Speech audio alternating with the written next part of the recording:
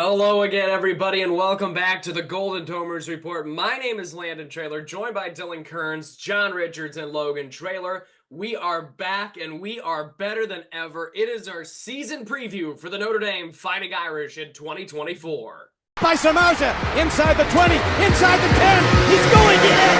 Notre Dame has scored! Go! You will be that driving force to motivate those coaches and those players to beat Southern Cal. Notre Dame is relevant again. The 20, the 10, 5-5 rocket touchdown. Notre Dame is number one. It's a game of who's going to flinch first. We know that isn't going to be Notre Dame. Hello again, everybody.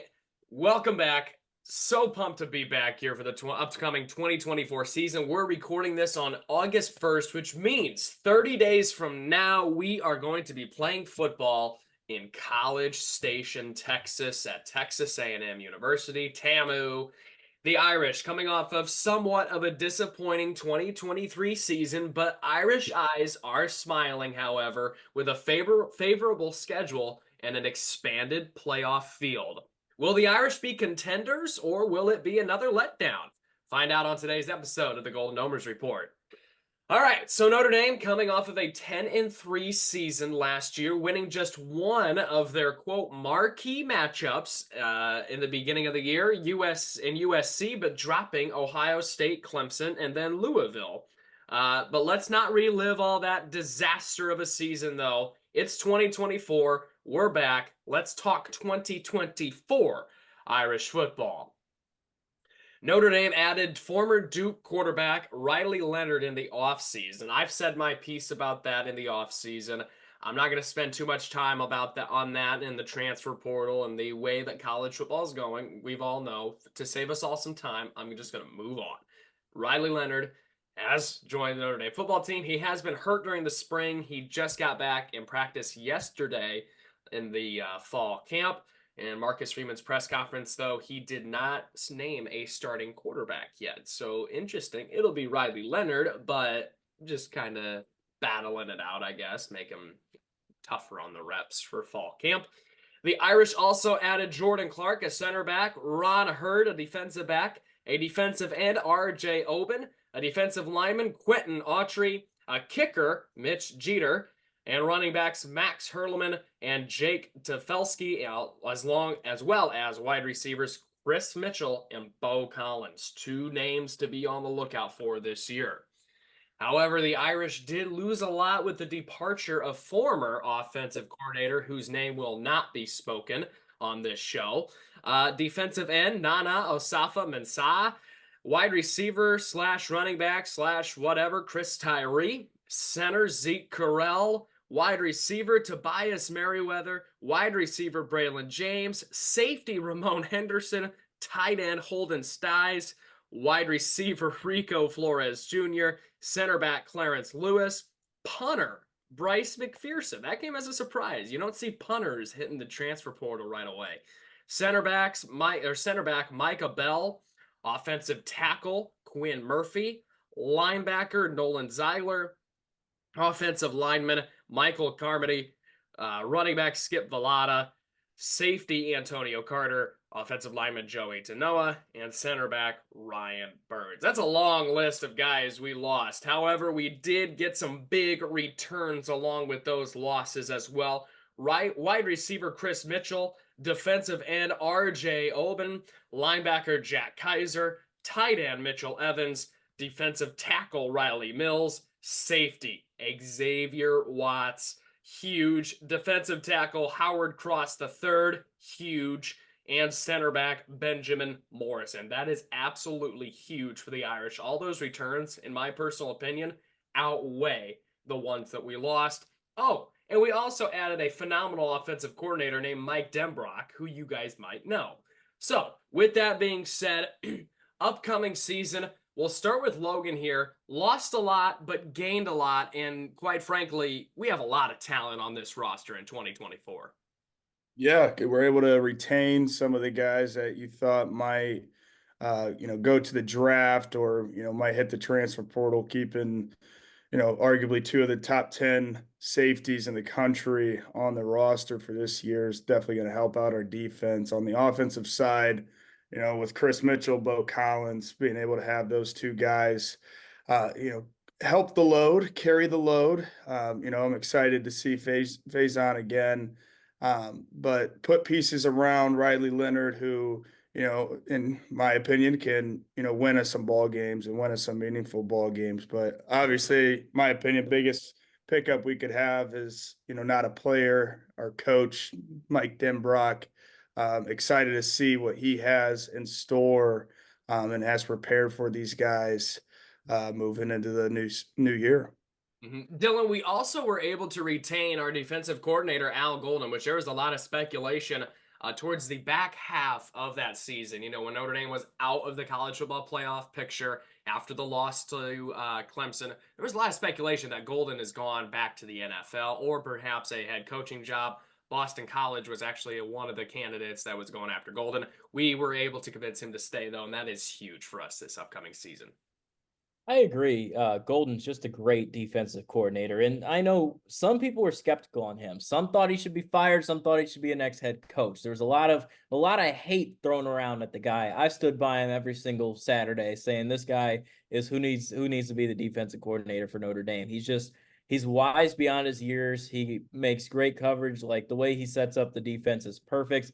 I think this is the best defense in the country. We'll definitely get into that later on. But there's just so much talent on this defense, and you still put a mastermind behind it with Golden. Put him with a defensive style head coach and Marcus Freeman. This team is poised for defensive success this year, something we haven't seen. I mean, we've seen some great defensive players on this Notre Dame team over the past decade, but I think this year all the pieces collectively are going to make it the best unit in college football. Very well said, Dylan. I do agree. I think our defense is going to be absolutely phenomenal this year. It has to perform well this year. I think it has to perform well this year. JR, looking forward here, 2024 season. What do you think? We lost a lot, gained a lot. I like how Marcus Freeman handled it, though, after losing a lot. He kind of reloaded here. Nobody's excited about Tyler Buckner being back. Lax boy. I mean, Buckner's back. The guy who lost to Marshall? That Tyler Buckner? He's a national champion. We added some we added some sauce to the team now. We're gonna let it marinate a little bit. I'm excited, but let's get right to it. Game one is where it starts. I mean, immediately, right out of the gate. If you lose that game, you can't lose again the rest of the year. You have to win that game. Let's get down to brass tacks. Texas A&M. We got a quarterback that's never played for us before, and his coach, his old coach, is on the other sideline. We've got a new offensive coordinator for us. This whole scenario of Riley Leonard being the quarterback,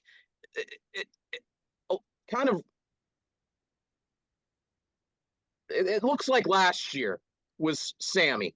We're just anointing the guy. I'm worried that we have a better quarterback on the team. I really am. I'm concerned that we have a better quarterback on the team, and we're not going to play him because Riley Leonard is there. So I'm just going to throw that out there right off the bat, too. I'm excited. I'm nervous. I hope we know how to count to 11 this year. I really do. But we'll see. Let's let it play out. It's August 1st. A lot can change in 3 to 4 weeks before our first game. But we still got a lot of question marks. And we got to answer them really, really quickly, really, really fast. Yeah, we do. And he is referring to peanut butter and jelly, I think. Steve Angeli on that quarterback roster.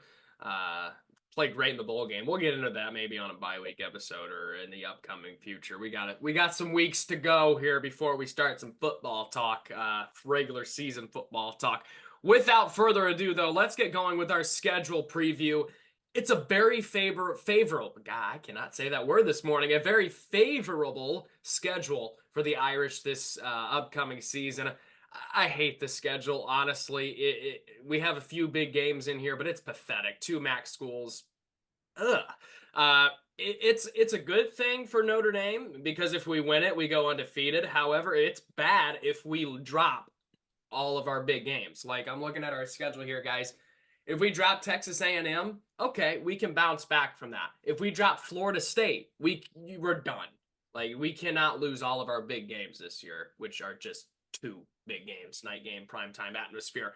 Let's get going. August 31st at Texas A&M, at Kyle Field, College Station. Place is going to be rocking. It's a new era in Texas A&M, Aggie land, gig 'em Aggies or whatever they say. We'll start with Logan. Give us a little bit of a preview of this game and your final prediction of this game. Early prediction, not final prediction. That'll come in the Texas A&M preview weeks later. This one obviously you get excited for. Like you said, the atmosphere is going to be incredible. New beginnings in Texas A&M. We can argue a lot of new beginnings for Notre Dame. This is, in my opinion, the biggest test Marcus Freeman will have to face since his tenure here. Now, are we doing a prediction, or you just what are you Go looking ahead. Go ahead, prediction, and you know We're holding the final scores, correct? we can give a final score early. That's fine. Okay. Lord. Oh God, I miss GDR. Notre Dame fan in me, wants to see Notre Dame go in there and just absolutely kill an SEC team. Not knowing what we kind of know and what we've seen the last couple of years. I have us losing. That score, Wow. 28-17. Oh, 2 possession loss. Yeah. Scary stuff. Oh. Scary stuff. Move on from Mr. Negative over here. Dylan. This game, he mentioned that it's a big test for Marcus Freeman. I'm gonna go out on a limb and say this is the most influential season opener in a very, very long time for Notre Dame. Not only for Marcus Freeman, but for the future of this program. You can't come out and lose to Texas A&M to start a year, because I disagree with what you said earlier, Landon. You said if you drop Texas A&M, well, you can get some back. I don't think so. Because they gave up. The team gave up after they lost a few games last year, i.e. the Louisville game. That was over. You lost that game. You lost. I mean, they were playing for nothing at that point. Okay? So I see expanded playoff. We can get I don't care about the expanded playoff, because with this schedule, if you lose to Texas A&M to start the year, I don't think that they can get around a loss there. I think they understand that it's a big game there as well. I just think you come out of the gates, this just screams Texas 16 all over again. It scares the living piss out of me. But I look at it, I'm nervous. It's on the road, a coach that knows the quarterback well, a great defensive line against a brand new sort of pick your pieces of Notre Dame's offensive line right now. I'm scared about that matchup. I'm a little nervous about other things with that, but I'm going to trust the number 1 defense in the country. I think they win this game ugly and sloppy, 13-9 Irish. Oh God. Slugfest. 1 touchdown between the 2 teams. That's embarrassing. Go ahead, JR. I mean, Uh-oh. Logan, Oh God. you are mature beyond your years since becoming the head boys basketball coach. You have taken the mantra of prepare for the worst, hope for the best, and you're certainly coming out of the gate like that. You said 28-17? 28-17 Aggies. And Dylan's at 13-9? Irish. Yeah. I'm not prepared to give a score. I will give one. I was more thinking I'm just going to pick Notre Dame to win this game. I don't think it's going to be easy by any stretch of the imagination, and we're probably going to need a little bit of help, because we're not going to get any help down there in that neck of the woods. There's a lot of history between Notre Dame and A&M that dates back quite a ways to Notre Dame's glory years. Yes. 87, we played them in the Cotton Bowl. In 93, we played them in the Cotton Bowl, and both had national championship implications. Yes, now, did we not open with them at home? I don't know, 15 years ago, 20 years, early 2000s. I think I remember going to a home opener against A&M with your grandpa and your uncle. It was Logan's birth year, 2000, the Irish and A&M. Yes. And I think they won that 24-10. I'm going to go Notre Dame 20. I'm going to go A&M 16. A lot of sideline stories, though, to go along with this. Mm-hmm. I don't know what is going on the rest of the week. Who else is kicking off that weekend? But all eyes are going to be on that game, and it's a critical game, more so for Freeman than I think the team. Because if Freeman loses this right out of the gate, a lot of people are going to jump off board. And I think there's some people that have a foot off the ship already. I think Notre Dame's going to win. I'm going to say 20-16. Does anybody know a line? I don't think it's out yet. No line. Oh, there should be a line out somewhere. Somebody should have a line. But, I don't think this is going to be – NB 3.5. Yeah, I think it's going to be – wow, 3.5. I'm right there. Tough sledding, like Dylan said. We've got to figure out a lot of things on our end, what works, what doesn't work, personnel groupings, new coordinator. And they got a lot of issues, too, you guys. Let's not just focus on what Notre Dame's got to overcome, but they got a whole new coach. They got a whole new system. Who knows what kind of culture he's got to fix down there. The 12th man, they got some goofiness on the sidelines. I don't know what's going to happen down there, but I'm optimistic that I think we're going to get the job done. With respect to the schedule, though, it's never what you think it is. 2 MAC teams, I'm not cool with that. But given the state of the current landscape and the expanded playoffs, and you really got to win this game because then you're set up nicely going forward. You really are with the schedule. But I don't want to just be like, oh, the schedule's weak this year. Come on. So, Dylan, before I give my prediction, I want to disagree with you really fast. Wasted no time. Welcome back. Let me just start by saying Kyle Field is one of the best atmospheres in all of college football. They have a great atmosphere. It's over 100K. They did massive renovations. There's a reason they built the 2 pillars above to hold that noise inside. Opening week, I'm sorry, unless we get mollywopped that game, I do think we can bounce back, run the table, and make the expanded 12-team playoff with 1 loss. I flat out disagree with that. I think that's an outrageous statement to make for week 1. On the road, in a 100,000 plus atmosphere, 1 loss there on the road, unless we get mollywopped like Miami. I disagree. I think we can and will bounce back from that with a 1 loss. I think Notre Dame can get in with 1 loss. Can I say one more thing before you go on your prediction?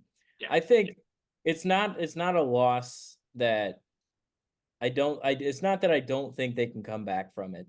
I just think that it sends a message to the players that maybe they don't believe in that coach. Because we've seen it many times early in years where he just can't get off. Like, he can't get over the edge against good teams. He can't get over the edge against, even against a Marshall. Like, he lets his guard down.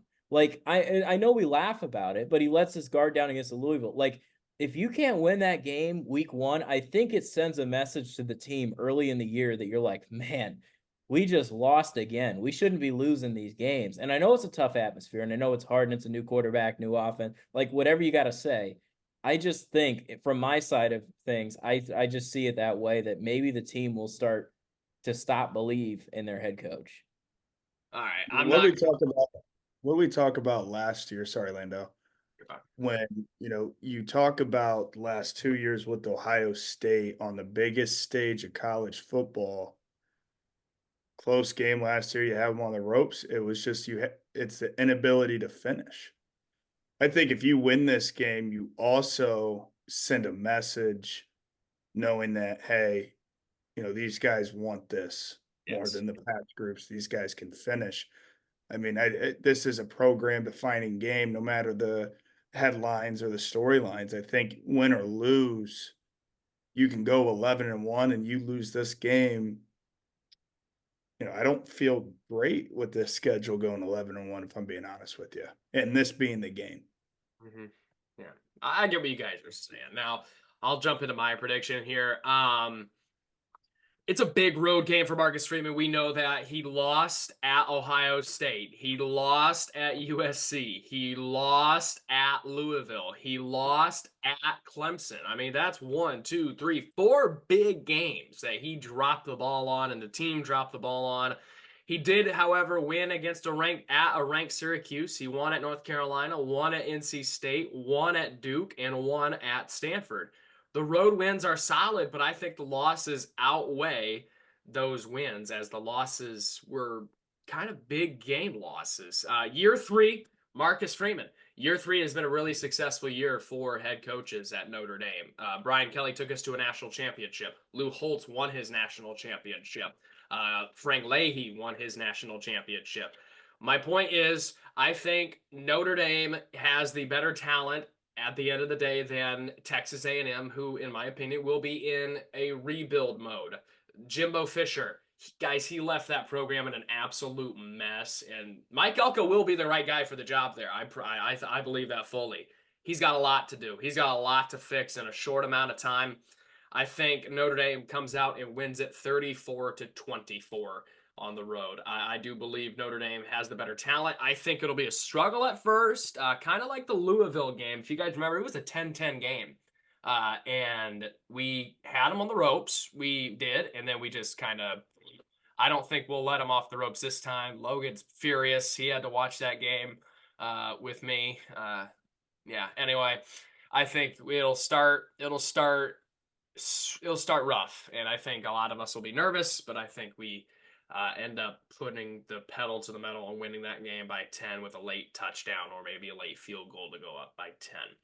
Moving along here, we've spent too much time on Texas A&M. Fuck Jack Harlow.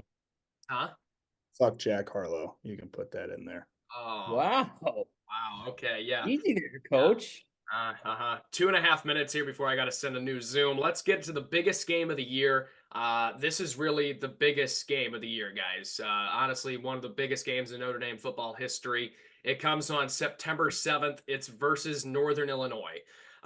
This game really has me shaking in my boots. I'm going to need to change my khaki drawers just talking about this game. Northern Illinois, they're a MAC school. They come in, they're hot. They're going to come in. They're going to come fired up. Notre Dame's going to win at 45-10. I'm not going to spend too much time on this. You laugh, but this is a Marshall type of school. Especially if you No, it's not. beat A&M. You beat A&M, and now you're coming home. I mean, you're awfully quick to dismiss our opponents. Northern Illinois. He thinks it's Southeast FCS on the from DeKalb, Illinois. I think we're playing Tennessee State. It's not. It's. We're coming off. Spot. It's the spot. Trap game. Yeah. No. I mean, it's a home opener. That's the one good thing. So it should have their attention. Miami, Ohio is the loss. How about it's Northern Illinois? What about that being good? How about it's Marshall? Marshall? Yeah. This isn't the same team as as that team. This is not. It's the exact same profile. It's the exact same profile. Oh, JR. Following a big game, coming home. Wow. I'm tired. Oh my gosh. So I'm not going to spend any more time on this NIU game. Nice change of shirt there, JR. We'll move on to September 14th at Purdue in West Lafayette, Indiana. I will be there. We might have a GDR outside of the shithole. Went there last year for the Old Oak and Bucket game. Worst atmosphere I've ever been into. Awful. Just a dirty, nasty, rotten stadium. Smells like crap too. We'll start with Dylan here on your prediction first. I love your hatred towards Purdue. Not even an IU guy anymore. You're just downright in the boiler, just ripping them. I love it. Irish will win. That's all I need to say. I mean, they're not losing to Purdue. This isn't Ohio State. Wait, respect our opponents. Logan, go ahead. I'm getting the death stare for John. The atmosphere, I will disagree with. It is actually night game fun. Been to a couple of them in my lifetime. It will be a hell of a atmosphere. Zach Edey will be in attendance. Painter, Sticky Lips in attendance. I think Notre Dame rolls. Ugly first half per usual, but we roll them by 14 plus. John. Notre Dame will win this game, but, apparently we're just going to steamroll everybody and go undefeated and go 15-0. That's the vibe I'm getting from my counterpart over here, which is just not going to be the case. Notre Dame will win this game, and they'll be at 3-0, hopefully. Look at our opponents. Listen, Logan. Landon. Here's the thing, man. Every year you come in with this sunshine and roses undefeated approach, then when they drop a game, you start saying they suck. Not true at all. Last year I had them going 11-1. Sometimes you got to get the part. Actually, in Marcus's first year, I have them going 10-2. You can go back to the we didn't do 1 and 22, but you go back and fact check me on that. I had them 11-1, 10-2, and 22. Or 20. Yeah, you did have a couple losses. I'm never. If you think you truly don't know me. If you think I'm sunshine and roses, that's just not true. You do tell it how it is. I mean, I have never bit my tongue when I tell it how it is. Like Logan's big eyebrows going. He needs to get those trimmed. Listen, Logan, you said Sticky Lips will be in attendance. Zach Edey will be in attendance. They could have the ghost of Neil Armstrong in attendance for all I care. Purdue is a mess right now inside the locker room. I'm seeing a lot of predictions that says Purdue less than 4 wins this year, and their coach will be fired. I think Notre Dame rolls by 28 points and wins this one 35-7 in West Lafayette. This is his second year, right? Yeah, but Twitter's already saying fired. Purdue Twitter already saying they're going to fire him. A lot of experts through the blog posts I see say end of year predictions. Walter's fired. Not messing around this year, especially with how bad it will be, I think that's why they are saying fire. Who knows? For all we know, we could drop this game. Hopefully not, though. September 21st, coming back home against Miami of Ohio. I'd really like to not spend as much time as we did against Northern Illinois, please. Just for time's sake. JR, your thoughts? Do we win? Another MAC team. It's just going to be a blowout. They do have an old assistant coach of ours who went, 11-1 last year. We're just going to steamroll them too. We're 4-0. Notre Dame 4-0. Marcus Freeman, coach of the year. Irish. Let's go. All right, JR. All right. If you really think that Northern Illinois and Miami of Ohio is going to be a tough game, I don't think that. I've said they're going to win, but we're just not going to steamroll every opponent we play. I'm not saying we're going to steamroll. That's what I'm saying. I'm not saying we're going to steamroll. Well, 3 of 4. You 3 of 4. We've steamrolled our opponent. Would you let me finish? Thank you.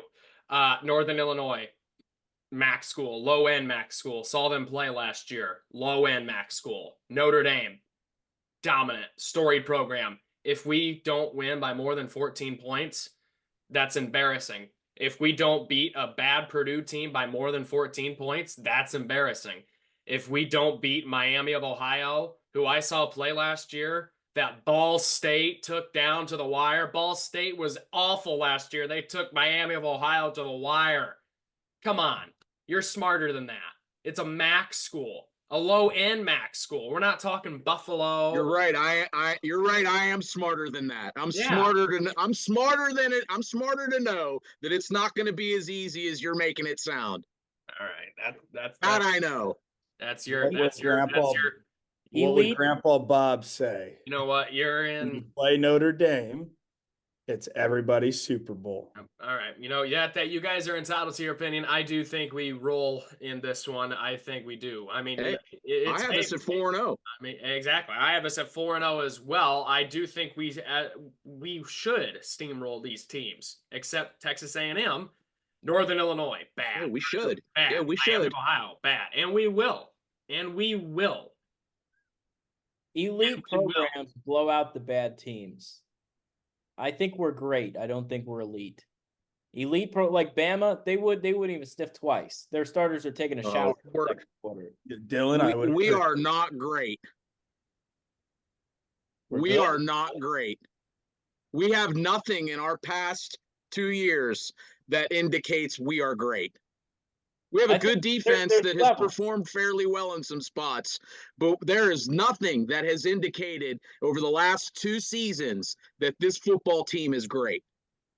Why are we talking about 22 and 23? Other than the press clippings that have come out in the preseason. Other than that, there's nothing that indicates we are great.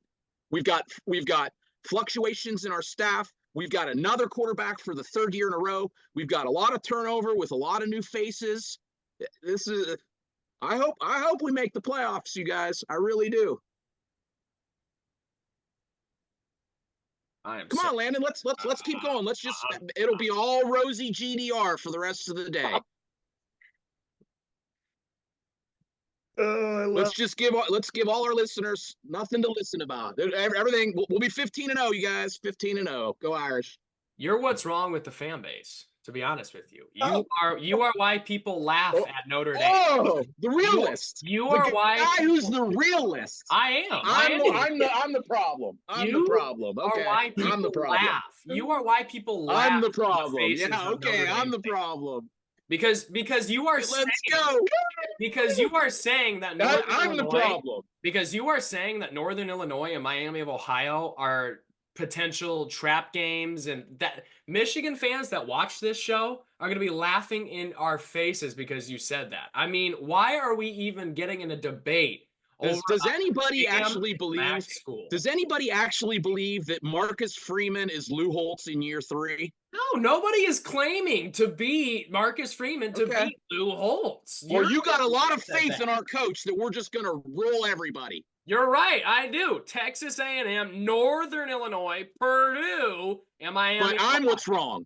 But I'm what's wrong. You know what? I'm what's wrong. I'm what's wrong. You know what? So I'm what's wrong. I'm what's wrong. Not our performance over the past 2 years. When we go 4-0 and have a differential of like 21, you know what? You can buy me a new car, JR. You can buy me a brand new truck. How about that? Just so I know. That's an interesting side note. I'm the problem the last 2 years. Right now, not the last 2 years, but right now, you are acting like the problem. I'm the reason we didn't count to 11. Oh no! Can I step in for a second? No, this conversation is over. We're moving on to Louisville, which you actually will like this prediction. I want to bring up. Hold on, I just want to bring up. I'm not going to go here. I just want to say. This proves where we are as a program right now, right? Like no one truly knows because we have diehard fans who have sat through this show for years. We have talked about this team year after year, week after week during the season, breaking them down and all this stuff. And now there's some differentiating opinions, strong differentiating opinions about this team, this coach, this program, strictly because we know this year is so majorly important given the lack of talent on the schedule that we have. So I think the reason this debate is being brought up and these words are being spawned is because there's some sort of, with the program this year, there's something that's, some people feel a way that they should and some people feel a different way. Mm-hmm. So September 28th, we host Louisville at Notre Dame Stadium. We'll start with Logan here. This is one for me that is going to be close again, unfortunately. I'm not, we get it done. It's going to be a close one. And we'll talk more about it when that time comes. Be a little chillier, maybe have some ham ready, but I am ready for this one. Having to sit through last year and having to watch that transpire was awful. That's the one that you want next year. We've had this circled on the calendar. Don't go to a lot of day games at Notre Dame just with the scheduling, but I will be there. This is the one I'm looking forward to the most, honestly. I think we do get it done, but this one will be one of our closer games that we will have this year, in my opinion. We win 24-20. JR.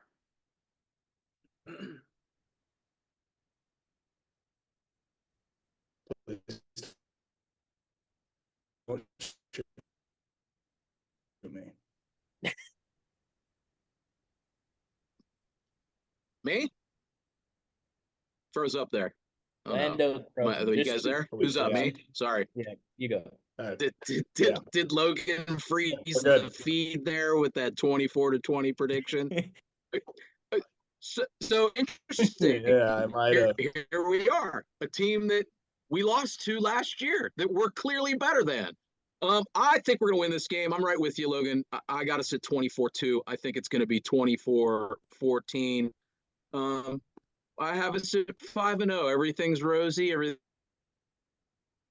it's 5-0 Irish. Even though we lost to this team last year in a season where we went 9-3, but apparently that was my fault. I passed the baton. I didn't say last year was your fault. Dylan. I think this is a big game for the Irish. Freeman gets his revenge. I think we steamroll Louisville. I think this is a 38-20 finish on the Irish. Don't tell JR that.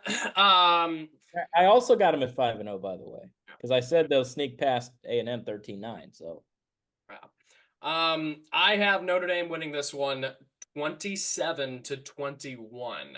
Not a steamroll game. I think it comes down to a late touchdown. I think we're going to be trailing 21-20 at the end of the game, kind of like the Duke game, where a field goal could win it, but we get a touchdown instead.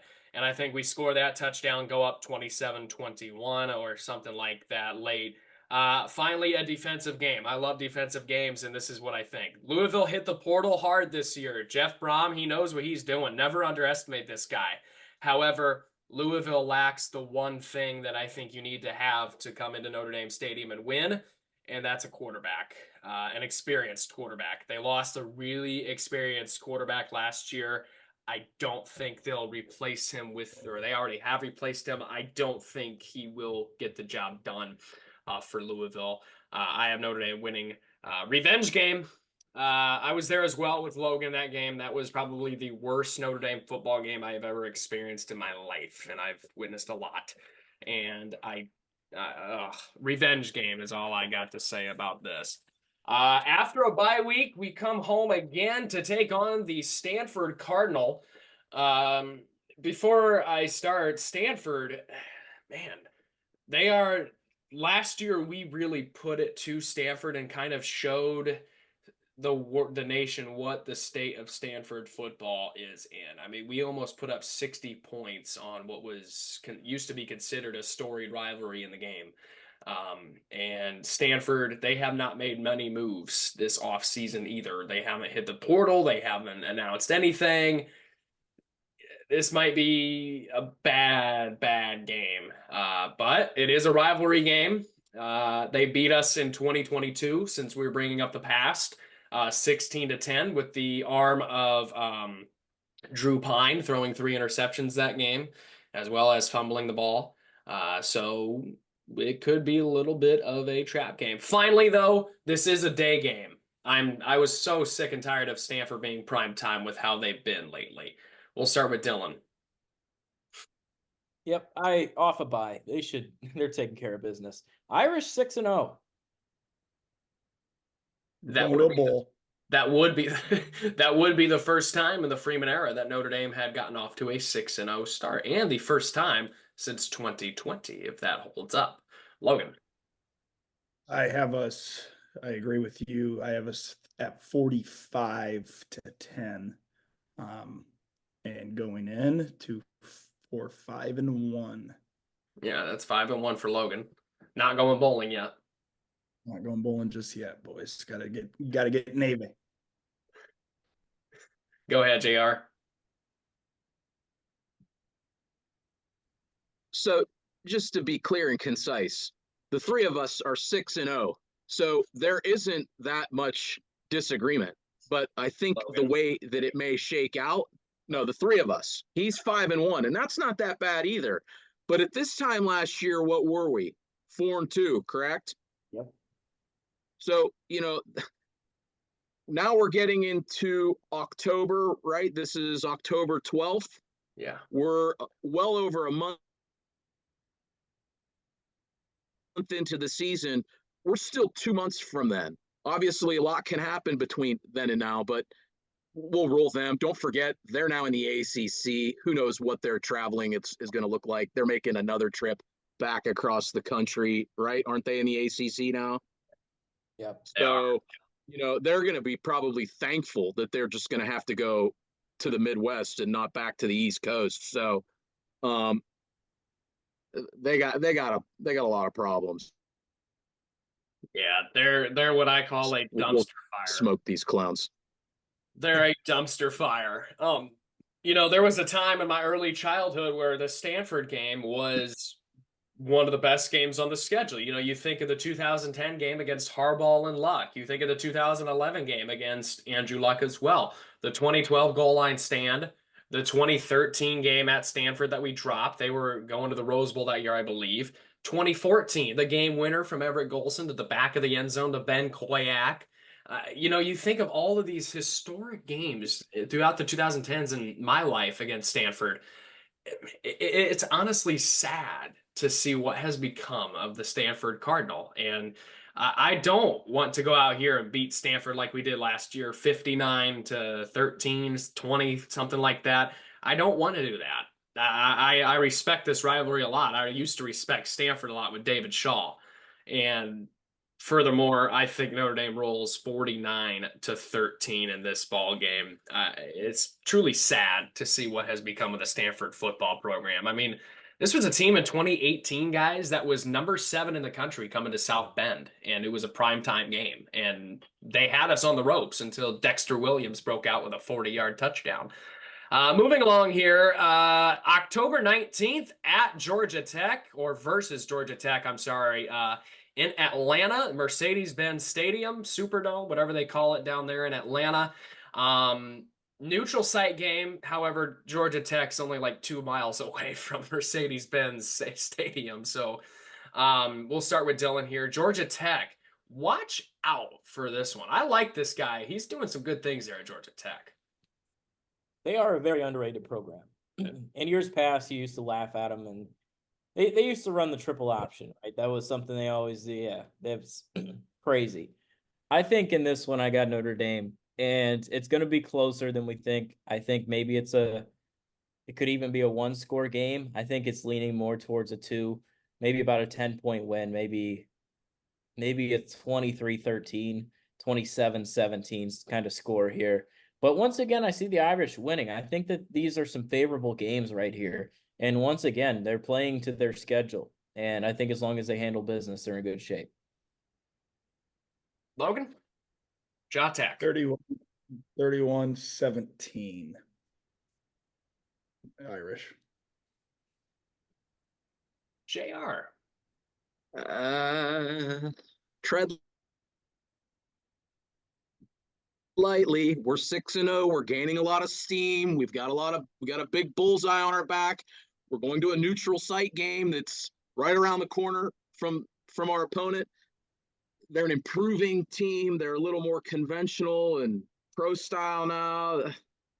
And this is a look ahead spot. This is a look ahead spot. Give me Notre Dame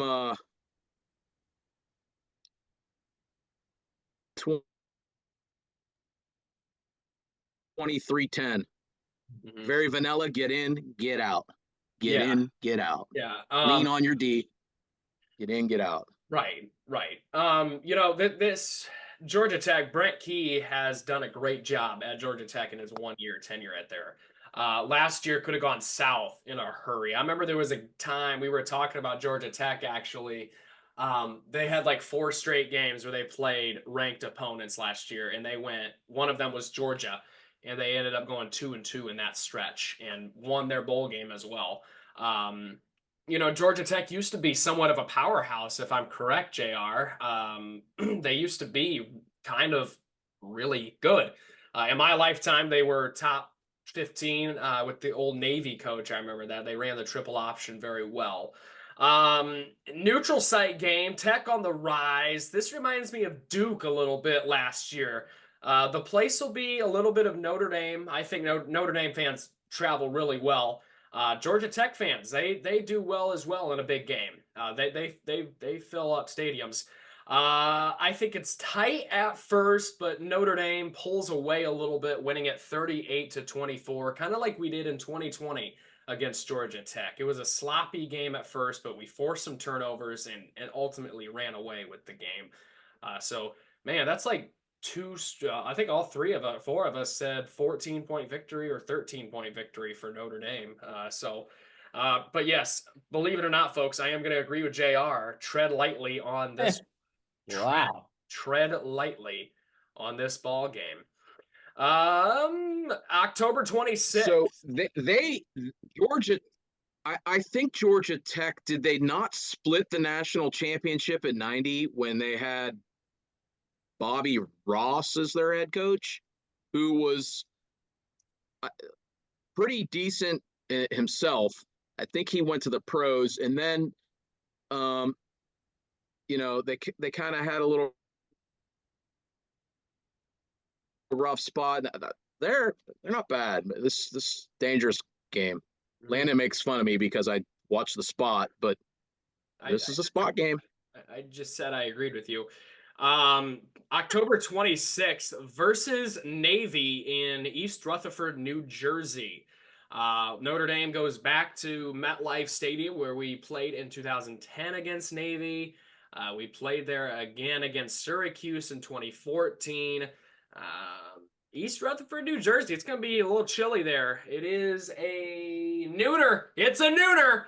But Navy, man, poor Navy. Ever since they fired Coach in the last days of Ken, and then this new guy, Dylan. Keep coaching them up, Coach Ken. It's a great. I thought Georgia Tech was before Florida State, so that's technically not a look ahead game. All right, my bad. No, it gets even better. Here's why. Notre Dame's going to beat Navy, and they're going 8-0 into a bye before hosting Florida State. That's what makes the schedule so freaking awesome. That's what I meant. I was talking about the teams, but I was also talking about the buys that we had as well when I said it's a favorable schedule. We have a bye before Florida State at home. Florida State plays 3 consecutive, including North Carolina at home, the week before they have to come to Notre Dame, where we're resting up after thumping Navy in East Rutherford, even at noon, so you get out of there early. You can party your afternoon away. Ooh, I thought you were going somewhere else. I thought you were going somewhere else with that first year. Dylan, let's focus on Navy here a little bit. Let's Navy wins. No, Notre Dame. Navy is a win, I should say. Notre Dame thumps them. Not even close. Logan, It's a thumper. you think? Yeah. JR? Yeah, 40-10. Yeah. You know, East Rutherford neutral site game. I think we're due for a shutout. We haven't had a shutout in the Marcus Freeman era, I don't believe. Navy is the perfect candidate for that type of shutout game. I'd have to do my research. I don't know when the last time we shut Navy out was. It definitely isn't in my lifetime. I've never experienced a Navy shutout. I think Notre Dame wins at 42-0 in this ball game at East Rutherford. Moving along, November 9th. We're in November. We're 8-0. Logan has a 7-1. And we take on what is most likely going to be a ranked, hopefully ranked, because I want this game to be a ranked matchup. Hopefully a ranked Florida State Seminole squad. It's the marquee matchup of the home slate for Notre Dame this year. The only night game, kind of throwing it back to the early days of Kelly, where we have one night game a year. So Dylan, without further ado, Florida State. I think this has USC vibes last year. It's just a great spot for Notre Dame. I mentioned coming off the bye. And this is one of the message you could preach to the club or the team. Like you're 8-0. You're the Fighting Irish. You're probably top 3 in the nation. And you're at home against Florida State. This is no letdown. All right, let's beat the freaking Seminoles. Get through Virginia and Army and USC. That's all you got. 4 freaking games. All right, coming off rest. I think they beat Florida State, and I think they beat them real good. I got Notre Dame beating Florida State 35-24.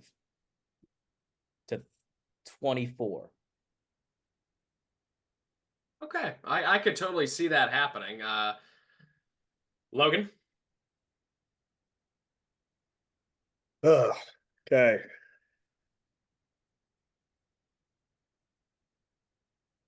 I have us dropping this after the bye. It was between that or Southern Cal game. I have us dropping this one at home after the bye, coming out flat. I really don't like the bye before a big game. You're sitting at 7-1, a lot's on the line. I have us losing 38-35 in November. It's a high-scoring game. I don't like that at all. I don't like high-scoring games like that. They are. That's a 7-2. So, just looking at Florida State's schedule, they come off of their October is Clemson, Duke, Miami. Then they play North Carolina at home, and then they got us. That's no easy stretch. That's a gauntlet. That's not easy. I'm going to term this Love Fest week since Landon's buddy is going to be coming to town, Mike Norvell.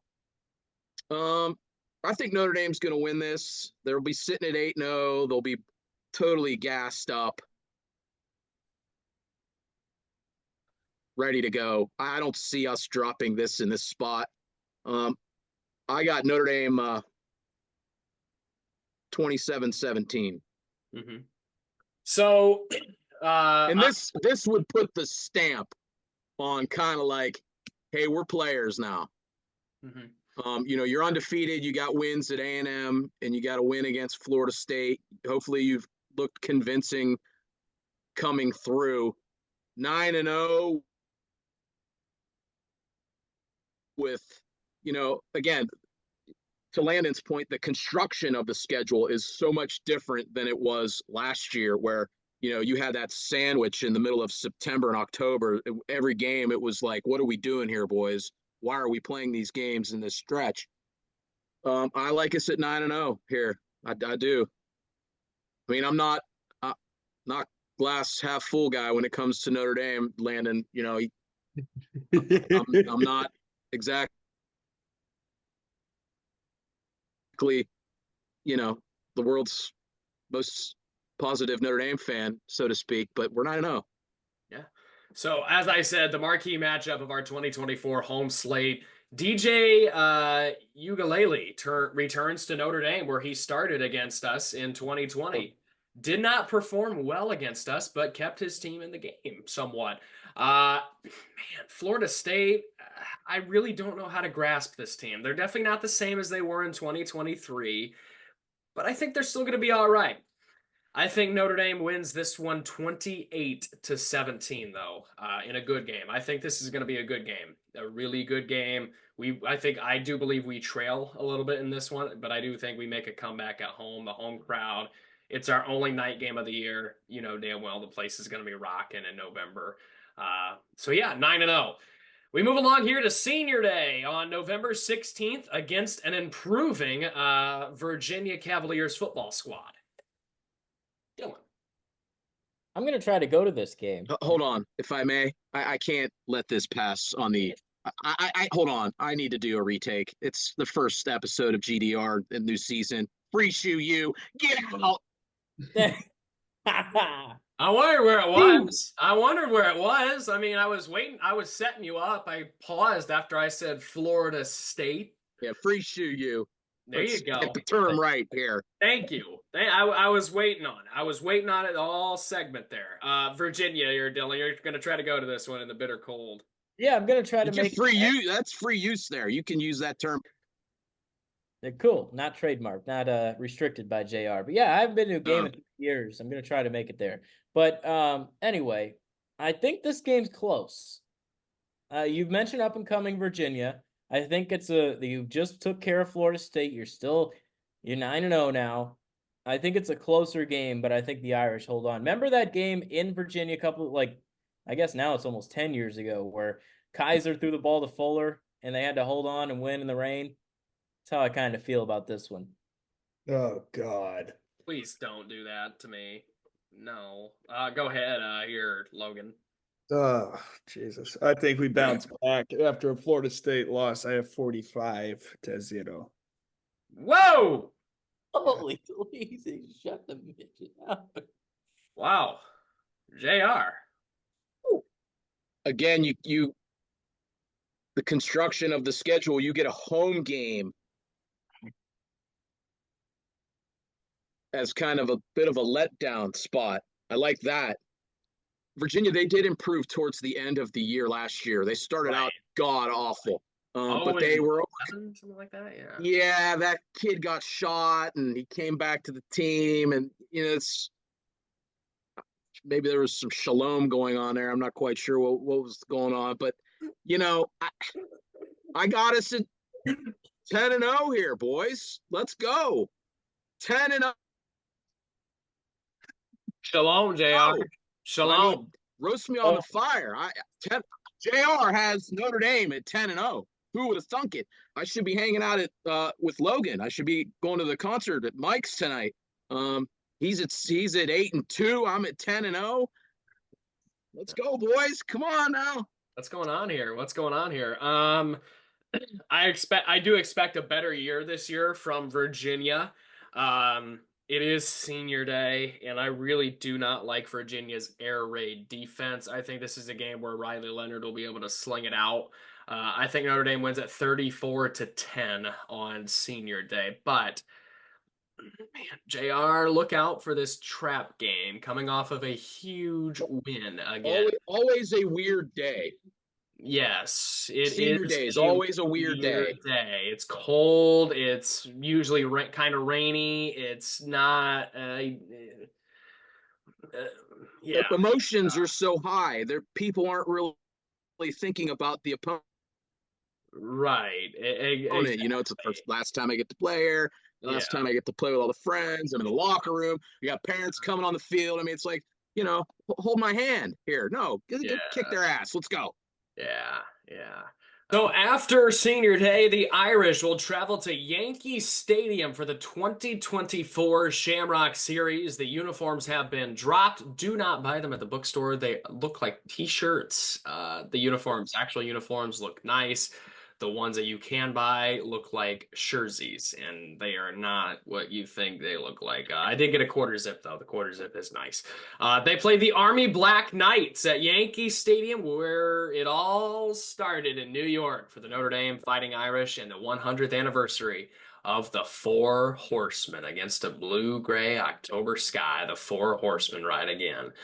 Except this time it'll be in late November, and it'll probably be a gray November sky with probably a little rain. Dylan, we'll start with you here in the Yankee Stadium. Ugh. I like it. Remember the last time they went to the Syracuse. Yeah. It was a Syracuse thing. Yankee jerseys, those were kind of cool. The pinstripes, I liked them. I think it'll be a nice win for the Irish.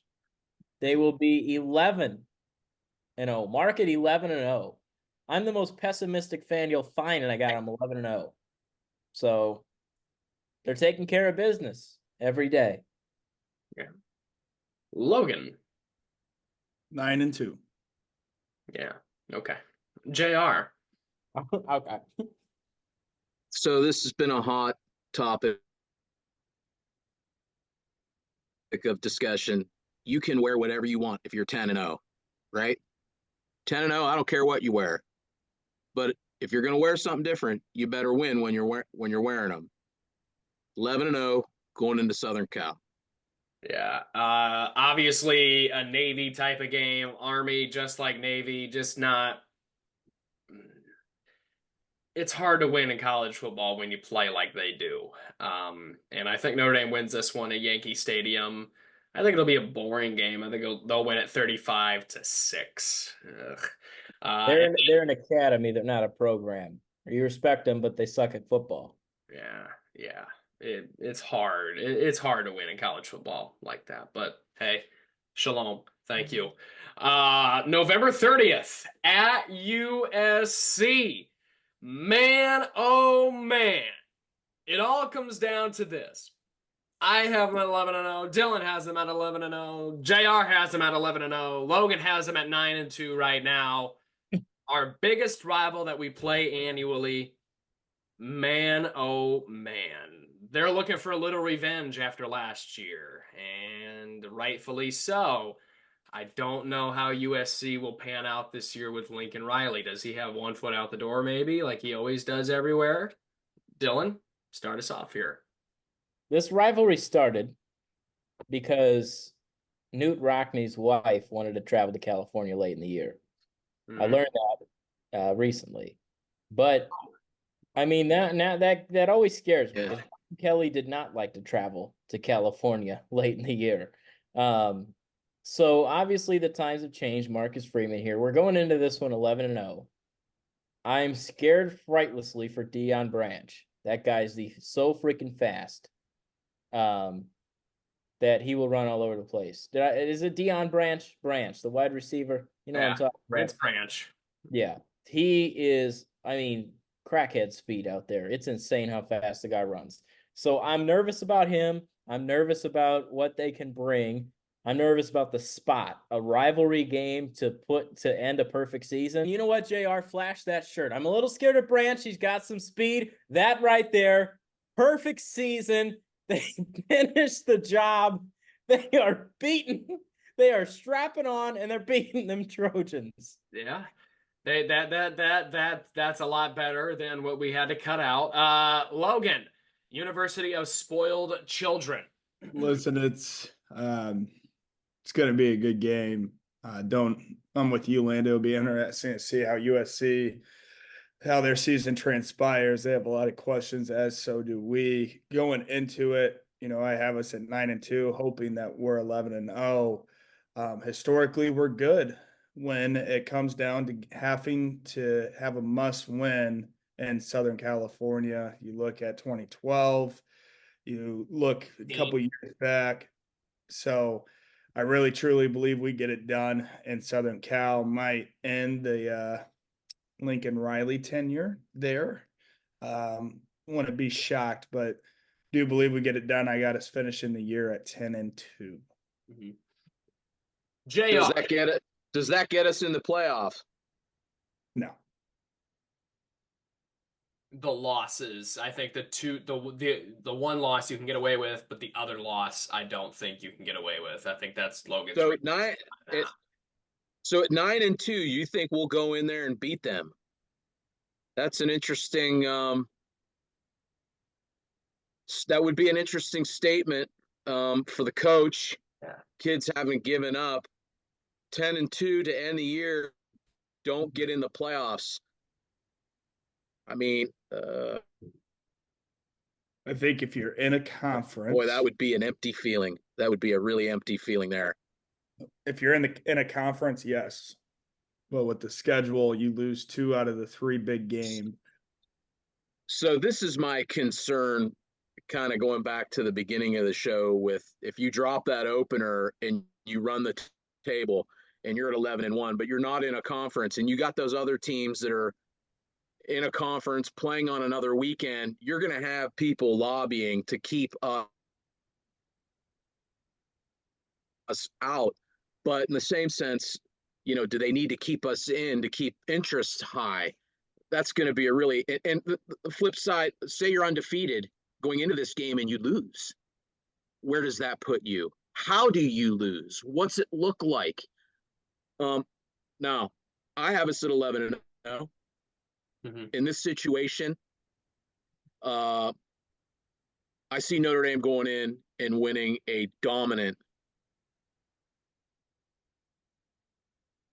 defensive performance. But it scares me because I think this is the spot that Lincoln Riley can come up with some goofy game plan and keep them in the game, and they break our hearts, those people that Dylan refers to so commonly as their moniker. But I think Notre Dame is going to go on the road. Their defense is going to travel. They're going to protect the football, and I think they're going to win fairly resounding 21-10. 12-0. That's a sloppy game. Yeah, that's a 12-0. Yeah. Notre Dame is well positioned in the playoffs. I don't know what it'll look like or where they'll be. They can host that game. They can host that game, right? If we're top 7 or top 8, I'm sorry. Yes, but they can't host. They can't get a bye and host the next round. So 12-0. That's a very magical third year for Coach Freeman. I really, really like the guy. I hope this comes to fruition. A lot of things happen, though, in a football season this long. And but I have us at 12-0. I'm going to stick with it. Mm-hmm. So I will go to say, JR, Lincoln Riley, yeah, he has some goofy game plans. He's a phenomenal offensive mind. I really do like the guy. I like Lincoln Riley. However, his defenses have always been, quite frankly, terrible. You look at his tenure with Oklahoma. Oklahoma used to be known for their defense under Bob Stoops as well, and then he comes in and his defense just let him down time after time. Here at USC, they could have had a national championship contender the last 2 years, but their defense has let them down, and that's why USC has kind of been in the same boat as us a little bit. If that last year obviously was worse than, but here's USC next year, guys. This is interesting. This is why I don't know what to grasp of USC with Logan. I mean, they open up the year on a Sunday night in Vegas against LSU. They'll host Utah State, which Utah State actually just put their coach on permanent leave. They're not in a good situation right now. They travel to Michigan. They host Wisconsin. They travel to Minnesota, host Penn State, which having Penn State at home, that helps them. At Maryland, Rutgers at home, at Washington. I expect a down year for Washington. Hosting Nebraska, at UCLA, home against Notre Dame. So I don't know what to grasp with that quite yet. I'll have to get a little bit into more closer to August 31st, that opening weekend of college football, to see what my prediction for USC is going to be. But as of now, I don't think they can beat Michigan. I don't think they can beat LSU, and I don't think they can beat Penn State. So that's 3 losses coming into the Notre Dame game. They're 8-3. We're 11-0 in my opinion. I think Notre Dame's defense stays in South Bend, unfortunately. It's a rivalry game on the road. I think it's a really tight game, but Notre Dame will prevail. What though the odds be great or small, old Notre Dame will win overall. This is finally a game where, our offense, the story of the year, I think, leading up to this is going to be our defense. I think our offense wins us this ball game 35-31 on the road. Another classic Notre Dame USC matchup. And believe it or not, I'm all for this classic high-scoring matchup. Usually I'm one for low scoring. Logan. Okay, so you guys have 12-0. Yes. Here's my question for you. You go in, you get the playoff. You lose the first round at home. Does 12-0 even matter at that point if you lose that first round? If just make the playoff. What happens once you get in, I'm okay with. I agree. So you think making the playoff elevates the program from what it's been, no matter the result? Well, what do you mean from what it's been? Here's my thing. 12 quantify what it's been. What it's been. Right. Because average, but elevating the program, you have to win it. If you just want to make the playoffs, Notre Dame's still Notre Dame. Okay. So I can get behind that. But it would definitely elevate Freeman. I agree. Yeah. The 12-0 regular season with 3, you could say impressive wins. I wouldn't say huge, big wins. I'd say impressive wins. Yeah. 2 on the road, 1 to start the year, 1 to end the year, and you finish 12-0. That's a win for the program. Mm-hmm. Yeah. So my end of the year prediction, I have. Yeah. Make the playoffs 12-0. Yeah. So my end of the year prediction, I have them 12-0, number 6 in the college football playoff, which that is good enough to host a game against the number 11 seed to make the college football playoff. You have to go 11-1 or 12-0 this year, with obviously how the schedule plays out. If we drop A&M, we drop a Florida. It also depends when we lose the game, because last year the committee has definitely come out and said that it matters when you lose your games. And if we drop a game in November, like Florida State or USC, I don't think 11-1 is going to cut it. If we lose against Texas A&M, run the table, I think that cuts it. If we go 2 losses with this schedule, no, it's not happening this year. Year 3, I did research. Year 3 for Notre Dame head coaches have been great, minus just a few. Tyrone Willingham, he was out of year 3. Charlie Weiss went 3-9 year 3. So Marcus Freeman, he needs to do something this year. We said it last year. He's got to start winning some games. Well, this year he's got to start winning some games, because the Gator Bowl and the Tony the Tiger Who Cares Sun Bowl, it's not good enough for Notre Dame. I'm sorry. At the end of the day, Notre Dame should not be playing in the Tony the Tiger. Was it the Sun Bowl? Was it the Sun Bowl? No. It's not good enough. The Fugazi, Tony, yeah. If say I want to play out, Landon, your situation, 6 and 11. If the 6 seed beats the 11, who do they play? Let's see. 1 would play the lowest seed. So 1 would play the winner of 6 8. would play 2. 6 would play 3. 2 would play 7. Because 1 would play the lowest. 2. And there's no reseeding. No. It's a bracket. It's a full bracket like March Madness. No reseeding like the NFL playoffs. I know the NFL playoffs, they reseed, don't they? Like even like say the Packers were the lowest and they played the second lowest, they would play the best after that, right? GDR live from the playoff game. Yeah, we will be working. I mean, the ushers will be allowed to work that event. It's not going to be taken over by college football, so we are able to work that event. So if we are able to host, old Lando will be in attendance. Fugazi usher. GDR should be in attendance for that one. Yeah. No matter the ticket. When does your season start, Logan? Doesn't matter. I'll miss the game. I know, but do you start?